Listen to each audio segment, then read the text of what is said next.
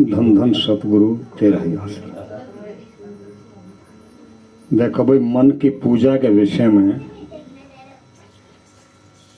पूज्य परम संत मैनेजर साहब जी ने फरमाया है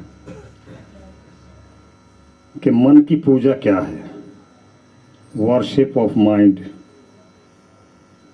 सारी दुनिया मन के अधीन है। इस दुनिया में हम जो कुछ भी करते हैं वो मन के हुक्म से करते हैं। कबीर साहब जी कहते हैं, मन अंतरी बोले सब कोई, मन मारे बिन भक्ति ना होई। कहते हैं खाना पीना, दोस्तों से मिलना, नए संबंध स्थापित करना, पाप पुण्य, जप तप, कर्म धर्म, कौमी मजहबी बखेड़े, ये सभी काम मन के हैं। वास्तव में हम मालिक की पूजा नहीं करते, मन की पूजा करते हैं। मन का स्वभाव क्या है? ये अपने ही घेरे में रहना चाहता है। किसी जीव को अपने वश से, अपने कंट्रोल से बाहर निकलने नहीं देता। मन का स्वभाव मन ही व्यापी। यदि भक्ति भी करता है तो केवल वह जिससे जीव इसकी सीमा यानी त्रिलोकी के पिंजरे से बाहर ना निकल सके। जब संत आकर आत्मा को अपने घर जाने का रास्ता बतलाते हैं तो सख्त विरोध करता है और उसको ठीक रास्ते पर चलने नहीं देता। इसलिए सख्त मुकाबला करके इसको मारने यानी इसको काबू करने की कोशिश करनी चाहिए। जब तक ये नहीं मरता तब तक आत्मिक उन्नति प्राप्त नहीं होती। ना मन मरे न कार्य होए। पूजा पाठ या नमाजों का पढ़ना, रोजे या व्रतों का रखना, तीर्थों या हज पर जाना, सभी काम आसान हैं।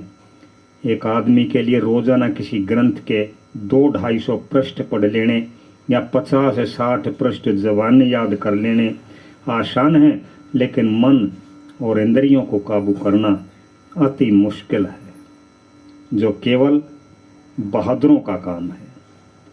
देखो, एक साखी में कितना बढ़िया कहा है। ये साखी जो हैं ये एक उदाहरण का रूप होते हैं भाई, और उदाहरण से ही समझाया जा सकता है। तो संतों ने भी जो है ना उदाहरण दे दे करके समझाया है। कहते एक बार एक व्यक्ति को व्यर्थ घूमते फिरते देख एक धनी व्यक्ति ने उसे अपने बाग की रखवाली करने का काम सौंप दिया। वो अनेक वर्षों तक मेहनत व ईमानदारी से ये कार्य करता रहा। धनी उसे बहुत प्रसन्न था। एक बार धनी के घर कुछ मेहमान आए। धनी ने अपने उस माली को बाग से कुछ मीठे आम लाने के लिए कहा। माली ने तत्काल बाग में जाकर कुछ आम तोड़े और उन्हें मेहमानों के आगे रख दिया। धनी ने अपने बाग के मीठे आमों की मेहमानों से खूब तारीफ की और उन्हें खाने का आग्रह किया। जब मेहमानों ने आम खाए तो सारे खट्टे निकले।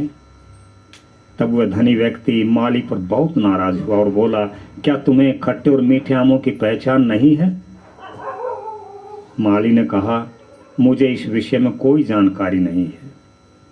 धनी ने जब इसका कारण पूछा तो वो बोला, मैंने आज तक एक भी आम नहीं चखा।